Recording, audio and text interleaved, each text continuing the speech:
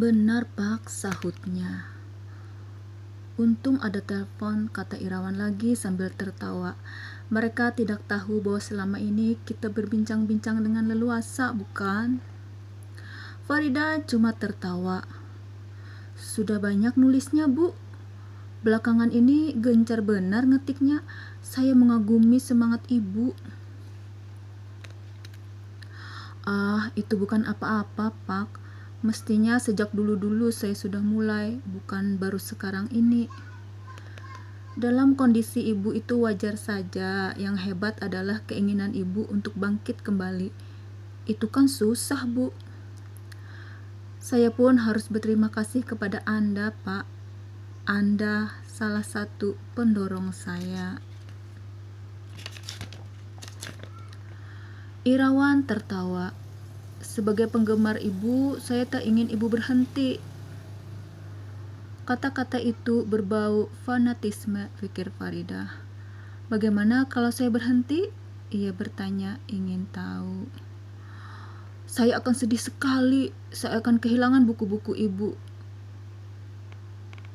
Ibu sudah menjadi teman bagi saya kalau dalam kesepian. Meskipun kadang-kadang saya merasa gemas akan jalan cerita Ibu yang saya nilai kurang memuaskan, kurang greget gitu, Bu, kurang agresif. Tapi toh ada banyak hal menyentuh yang saya temukan di sana, sesuatu yang unik, yang cocok bagi saya. Hal semacam itulah yang mendorong saya menjadi penggemar Ibu. Saya kira itu juga sama bagi orang lain. Jadi, kalaupun ada yang mengecewakan dalam karya Ibu, toh masih ada yang menyenangkan, tutur Irawan dengan nada bersemangat. Tidak membosankan? Tidak, kata Irawan tegas. Salah satu kekasan Ibu adalah hal yang satu itu. Karya-karya Ibu selalu tampil dengan tema yang berbeda-beda. Kadang-kadang ada juga tema yang cengeng, tapi seperti sudah saya katakan tadi, di dalam yang cengeng itu masih bisa saya temukan hal yang menyenangkan bagi saya. Wah, semua itu tak terpikir oleh saya, Pak. Memang saya selalu mencari tema yang berbeda-beda karena saya sendiri merasa bosan kalau harus mengulang-ulang yang itu-itu juga. Cuma yang jelas ada satu yang tetap tak berubah. Ya, pembumbun bukan, tapi itu kan warna atau ciri itu yang harus tetap ada. Farida mengerutkan kening. Sebenarnya ia tidak suka kalau diharuskan begini atau begitu. Padahal saya berpikir untuk mencoba yang lain tanpa ada penbun-bun di dalamnya. Yang penting ada suspensenya. Jangan, Bu. Bukankah ciri yang melekat pada karya Ibu selama ini sudah menjadi trademark? Bukan cuma saya, penggemar Ibu yang lain akan kecewa. Mereka tidak akan langsung beli lagi begitu karya Ibu keluar. Mereka akan lihat-lihat dulu. Lalu pada suatu waktu mereka akan meninggalkan Ibu. Biar saja, saya tidak takut. Tujuan saya menulis bukan semata-mata untuk memuaskan sekelompok orang, kata Farida angkuh. Di sana diam sebentar, lalu suara Irawan kedengaran lebih hati-hati. Ibu Ida tersinggung. Maaf loh, Bu. Kayaknya saya terlalu berlebihan. Mungkin saya terlalu khawatir. Ya, Anda terlalu khawatir untuk sesuatu yang belum jadi kenyataan. Tapi, tidak apa-apa. Saya berterima kasih untuk peringatan Anda. Sungguh loh, Bu. Bu Ida enggak marah kan? Enggak. Oh, terima kasih. Saya tak akan bisa memaafkan diri sendiri bila Ibu sampai marah. Padahal berkenalan dengan Ibu seperti ini merupakan suatu kebetulan yang tak pernah terpikirkan. Dulu setiap habis membaca buku Ibu, saya selalu membayangkan seperti apa sih sosok yang penampilan Ibu. Saya sudah mempunyai gambaran sendiri. Betapa menggelikan, pikir Farida.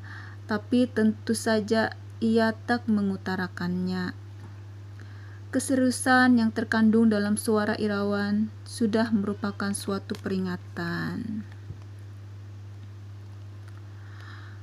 Setelah ketemu orangnya, gambaran itu pun buyar bukan? Kata Farida dengan maksud bergurau atau pembicaraan lebih santai. Agar pembicaraan lebih santai, ia tak menyukai keseriusan itu. Tapi Irawan tidak tertawa. Sama sekali tidak, Bu. Gambaran saya cocok. Hah? Bener, Bu. Saya nggak bohong kok. Karena itu, terus terang saja, saya sungguh bangga akan keberhasilan saya menggambarkan Ibu. Siapa tahu sebelumnya Anda tanya-tanya dulu pada penerbit. Iya sih, memang saya pernah menanyakan, sekadar untuk memuaskan keinginan tahuan saya, tapi mereka nggak mau bilang, bahkan mereka memandang saya seolah saya kurang beres. Farida tidak tahu lagi apakah cerita itu menggelikan atau tidak. Bagaimana jika Anda salah menggambarkan karena penampilan saya ternyata berlawanan dengan khayalan Anda? Ia masih ingin tahu. Ya, nggak apa-apa, tapi mungkin simpati saya pada buku Anda jadi berkurang. Loh, kenapa bisa begitu? Mestinya kan nggak ada hubungannya. Saya kecewa dong, kata Irawan tertawa. Ada kesan tak enak yang tertinggal setelah pembicaraan terakhir. Farida merasakannya kembali setiap ia mengingatnya. Kefanatikan itu biasanya mengerikan. Esoknya pagi-pagi ketika Farida sedang berlari-lari di sepanjang trotoar depan rumahnya, ia bertemu dengan Irawan. Dia mengenakan jaket kulit dan menjinjing sebuah tas. Selamat pagi Bu Ida, sedang olahraga rupanya ya? Iya, segar sekali di sini Pak, kata Farida sambil mengatur napas. Wah, betapa inginnya saya ikut berlari bersama Ibu, sayang sekali. Jadi setiap pagi Ibu berolahraga seperti ini? Iya, kalau tidak kesiangan. Lain kali saya mau ikut, boleh? Boleh saja. Mereka jalan beriringan. Anda jalan kaki, Pak? Sambil menunggu kendaraan lewat, saya harus ke Jakarta dulu. Dari sana baru naik pesawat. Tas Anda berat juga rupanya. Lumayan. Kalau tugas barang-barang ini tak pernah ketinggalan. Isinya peralatan, Bu. Tak ubahnya dokter juga harus bawa-bawa tas. Irawan tertawa, Farida juga. Mereka saling memandang di bawah lampu jalan. Kemudian Farida tersipu memalingkan muka. Di mata Irawan ia melihat sesuatu yang menggetarkan. Dia jadi ngeri karena tahu apa artinya itu. Dan baginya hal semacam itu sudah lama berlalu. Itu sudah lewat. Sama sekali bukan sesuatu yang pantas untuknya. Selama berhari-hari kita selalu bicara tanpa saling melihat. Rasanya beban dan leluasa tanpa gangguan pandang dan mulut usil. Itu memang menyenangkan, tapi berhadapan begini rasanya kok lebih menyenangkan lagi, kata Irawan agak malu-malu. Farida cuma tersenyum. Saya sudah terlalu jauh. Saya harus kembali, Pak, katanya. Selamat jalan. Ia melambai lalu berbalik. Ia lari lebih cepat karena sadar akan pandang mata Irawan yang mengikutinya. Setibanya di rumah, ia sudah terlalu lelah untuk meneruskan. Semangatnya pun sudah hilang. Siang itu, ia hilir mudik di halaman depan dengan maksud meluruskan kakinya yang pegal karena duduk terus-menerus. Ia pun perlu mengistirahatkan otaknya sebentar. Pada saat itulah ia teringat akan pohon bunga tasbih di halaman sebelah. Ia tak melihatnya lagi sejak berkunjung ke sana untuk meminjam buku. Apakah Irawan sudah membuangnya? Ia merapat ke tembok lalu berjingkat, leluasa sekarang karena ia tahu penghuninya sedang pergi. Ternyata pohon-pohon itu masih ada dan tegak seperti semula. Dan kondisi mereka pun masih sama saja, benar-benar Irawan tak peduli. Lama ia memandangi, kemudian ia heran sendiri. Kenapa perlu merisaukan hal itu, padahal itu tuh bukan urusannya. Tapi rasa aneh itu datang lagi. Semestinya petak pohon bunga itu tampak indah karena berwarna-warni. Ya, pasti indah kalau saja mereka sehat dan segar. Di antara bunga-bunga yang kerdil dan keriput itu, ia melihat warna merah tua, merah muda, kuning, oranye. Lalu ia tercengang. Ada satu pohon yang bunganya putih. Belum pernah ia melihat yang seperti itu. Lebih mengherankannya lagi, karena bunga putih itu ternyata memiliki bercak merah. Ia membelalakan dan mengucek matanya, kalau-kalau salah lihat. Tapi matanya memang tidak salah. Mungkin yang salah adalah pemahamannya. Baginya itu merupakan sesuatu yang baru. Tapi yang menimbulkan rasa ganjil adalah cara kedua warna bercampur. Dasarnya putih yang dominan, lebih tampak seperti ditetesi warna merah darah. Merahnya berbeda dengan bunga merah di sebelahnya yang menampilkan warna merah hati. Setelah lama dipandangi, bunga putih dengan bercak merah itu tidak lagi kelihatan indah, melainkan mengerikan.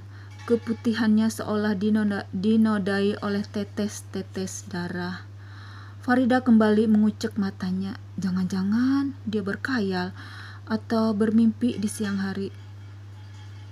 Tiba-tiba pintu pagar terkuak. Tommy muncul. "Halo, Mama, apa kabar?" Farida bergegas menyambut. "Halo, Tom. Kok siang begini sudah sampai?" "Ada rapat guru, Ma. Pulangnya jam 11. "Oh, pantas. Lagi ngapain Mama di situ tadi?" "Nggak ngapa-ngapain." "Bohong ah. Saya kan sudah cukup lama liatin Mama lagi ngintip kan?" Farida mencubit. "Iya deh, Mama memang lagi ngintip. Pohon itu lol, Tom. Makin lama makin aneh saja." Sekarang Tommy mendekat ke tembok untuk mengintip juga. "Ah, sama dengan tempo hari. Masa begitu saja aneh sih, Ma?" "Ya, kenapa untukku jadi aneh?" pikir Farida, mulai meragukan pendapatnya sendiri barusan. Karena itu ia tak jadi menanyakan pendapat Tommy khusus tentang bunga putih tadi. Mungkin dia terlalu mengada-ngada.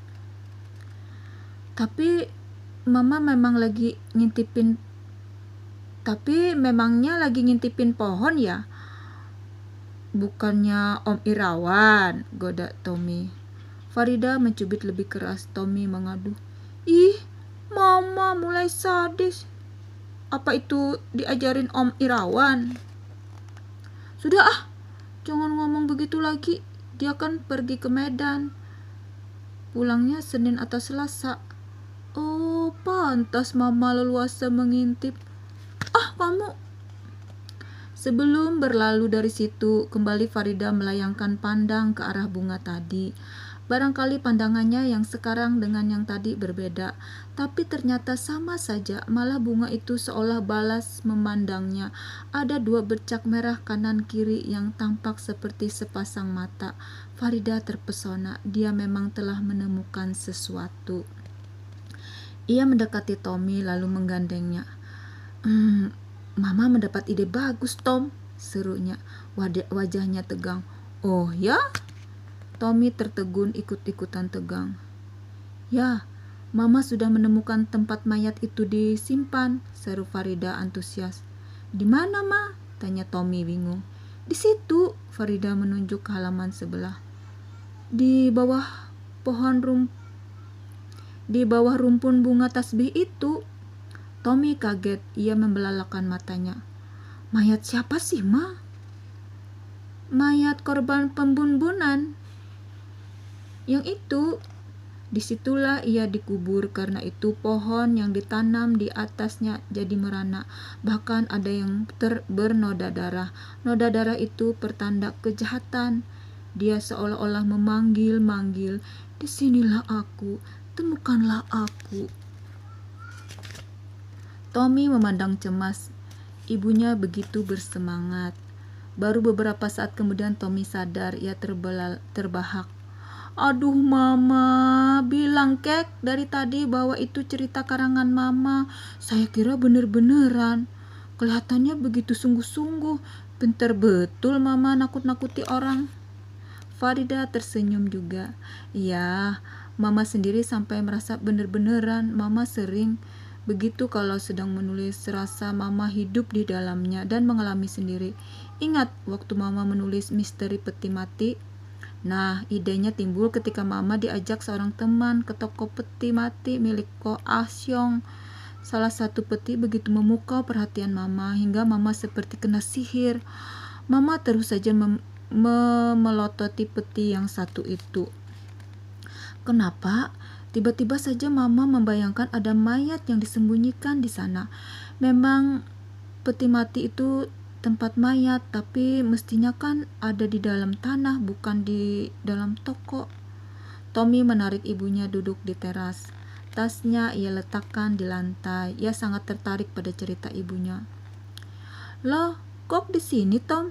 Nggak mau makan dulu?" "Entar aja ah, cerita dulu mah, terusin yang tadi itu. Yang tadi dulu dong.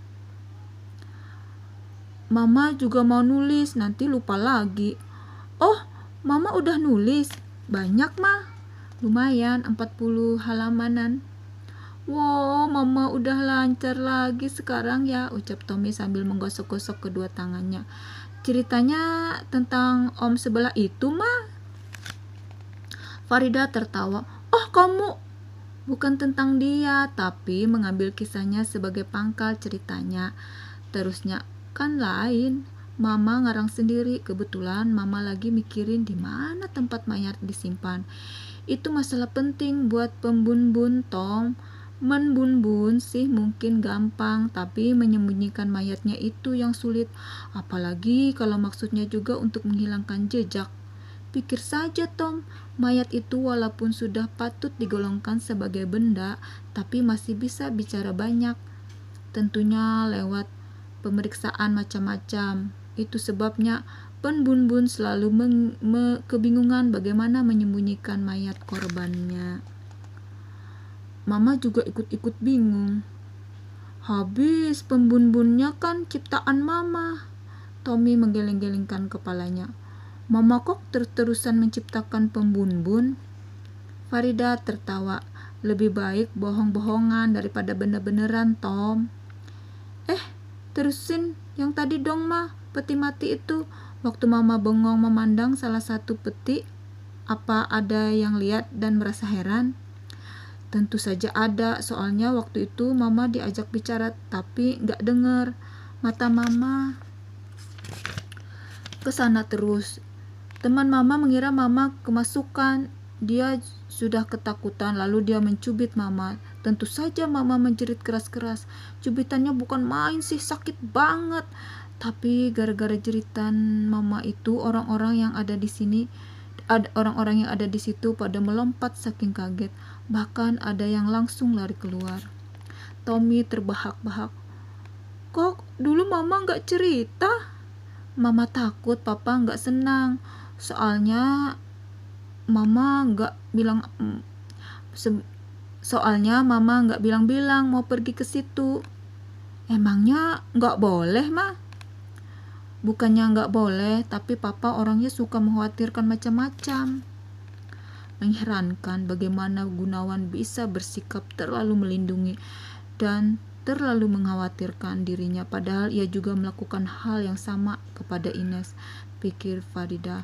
Tapi sesungguhnya ia juga tidak tahu pasti apakah Gunawan memang melakukan hal itu kepada Ines.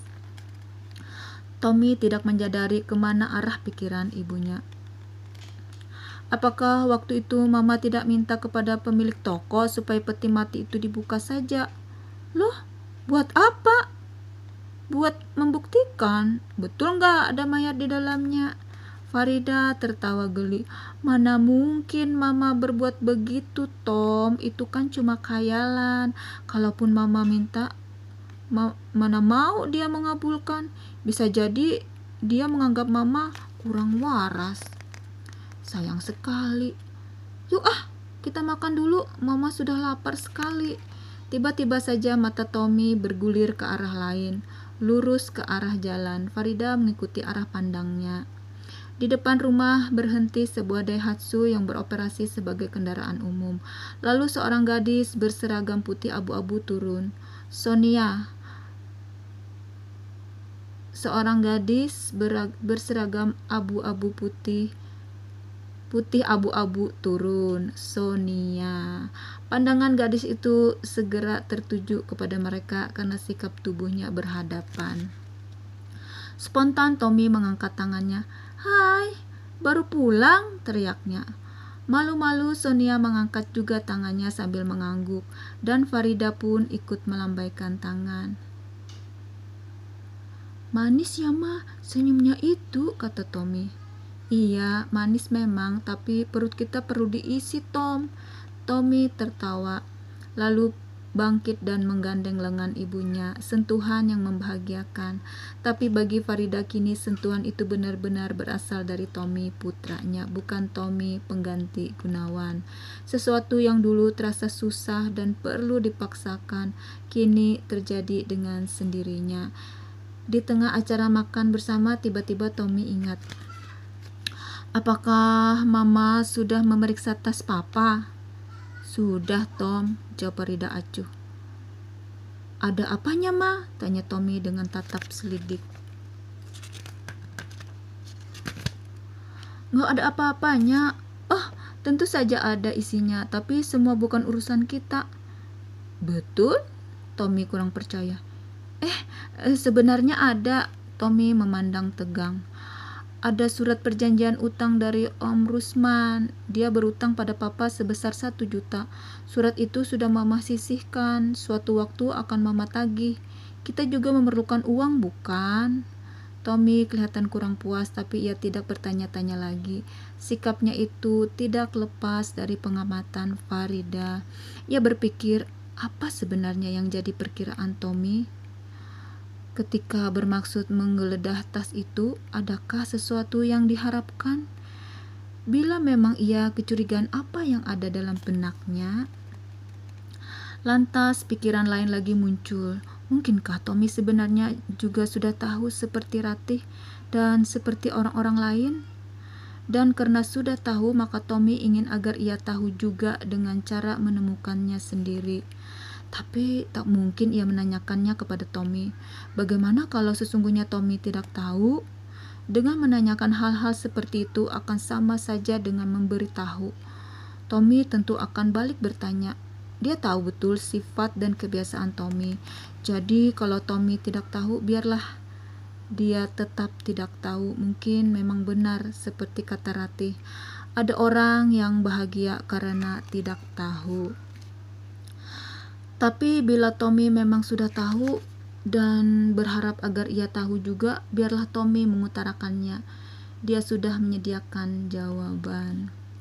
Farida menatap Tommy dan berharap tatapannya mengandung arti yang dapat dipahami Tommy. Anak itu sedang mengunyah dengan lahap, lalu pandang mereka beradu. Tapi dengan cepat Tommy mengalihkan pandangnya lagi. Terlalu cepat, dia seperti menyembunyikan sesuatu, pikir Farida. Tapi tentu saja ia tak bisa membuktikannya. Di depannya terlihat wajah tak berdosa. "Saya pulang hari Senin, Ma," kata Tommy di sela-sela mengunyah. "Oh ya? Ada apa?" "Senin libur, Ma." "Lupa." Pandang Farida tertuju ke kalender di dinding. "Oh iya, Mama sering kali melupakan hari. Oh, senang sekali kau bisa libur lebih lama. Untung sekali liburnya enggak jatuh hari Minggu. Mama bisa rugi dong." Tommy tersenyum. Farida juga. Tak ada cerita yang terungkap perihal ayah dan suami. Mungkin yang demikian itu memang lebih baik.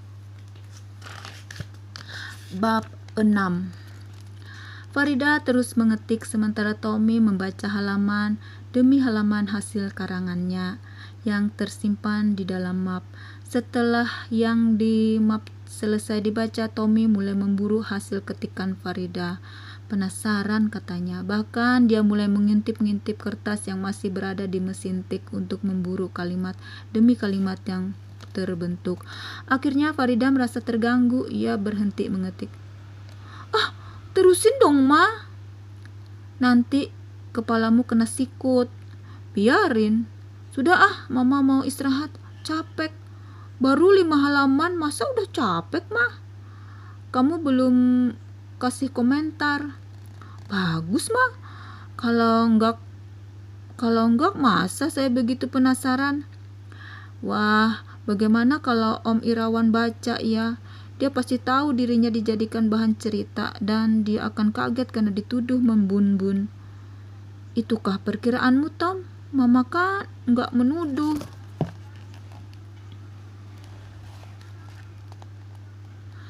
Biarin aja kalau dia nyangka macam-macam. Dia akan mengerti, Mama yakin akan hal itu. Bagaimana kalau dugaan Mama keliru? Nggak apa-apa kan? Kalau dia marah dan membenci Mama, biarin aja. Mama tidak merugikan dia.